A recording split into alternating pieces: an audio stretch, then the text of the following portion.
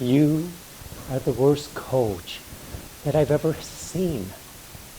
Actually, you're the only coach that I've ever seen.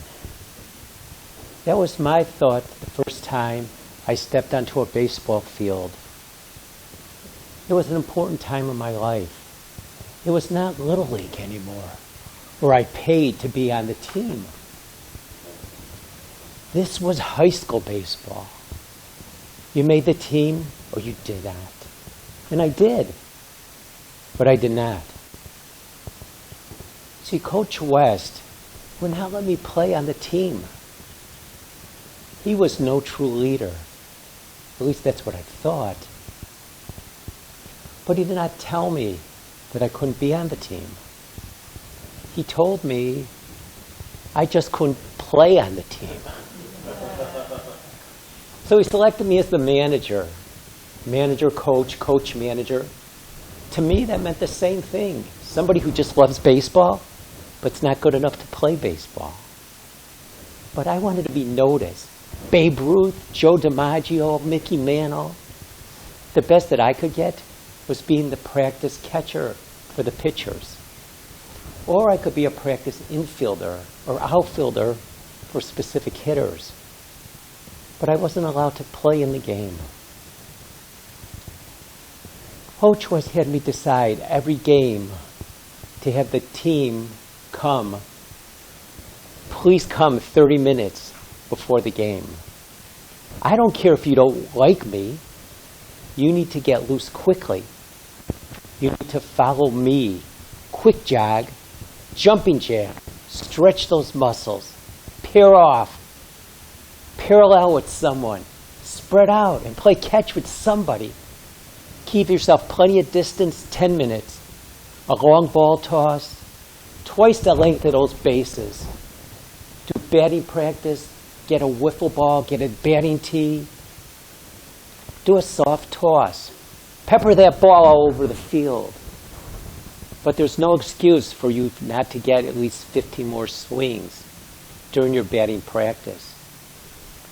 I didn't realize at this time, but the most important success factor of a manager or the coach is to help athletes improve their athletic skills and have a broad range of tasks to help them to develop and master of their basic skills, so they become more specialized in their tactical and psychological preparation. See, unbeknown to me, Coach West was helping me to develop my leadership styles. Coaching, democratic, innovative. A coaching leader concentrates on preparing individuals for their future by building their skills. Every time before every single game, everyone came together to plan and watch the what-if situation. What if something happened? Number two, the democratic leader, the leader who motivated by providing an opportunity for each participant in the game.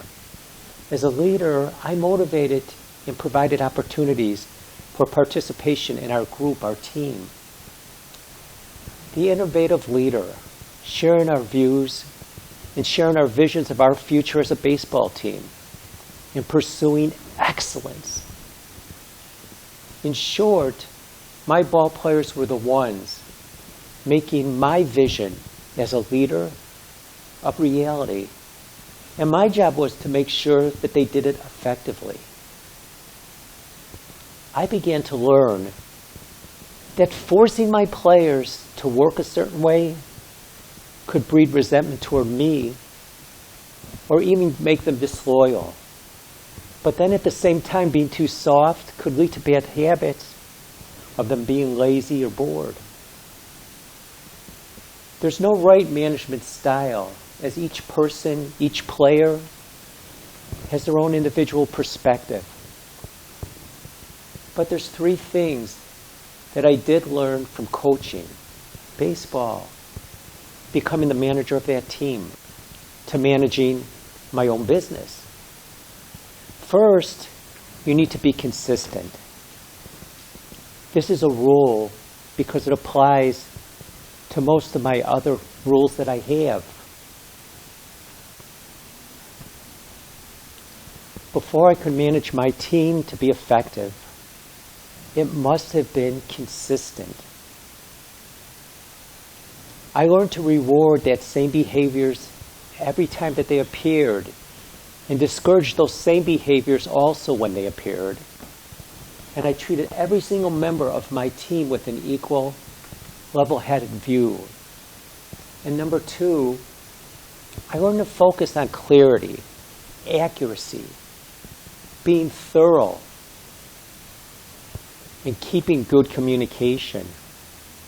How I communicate to my team dictated my eventual success. When I relayed instructions on how to run a base, how to hit a ball, how to field, how to cut off to the shortstop, I thrived for clarity, accuracy, and being thorough with my communication. Clarity, accuracy, thoroughness were the best way to avoid miscommunication. And number three, I set a goal that we work as a team. If I want my team members to work together, I had them work for something.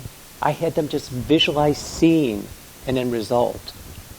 Working toward those playoffs, setting goals for our defense, for our offense, giving each player a unified focus and purpose individually. I try to inspire each person. And I realized today that Coach West was not the worst coach I had ever seen. Actually, at that time, he was the only coach I had ever seen. It was an important time in my life. This was high school, but actually, this is life. Coaching, democratic, innovative, and innovation for the future.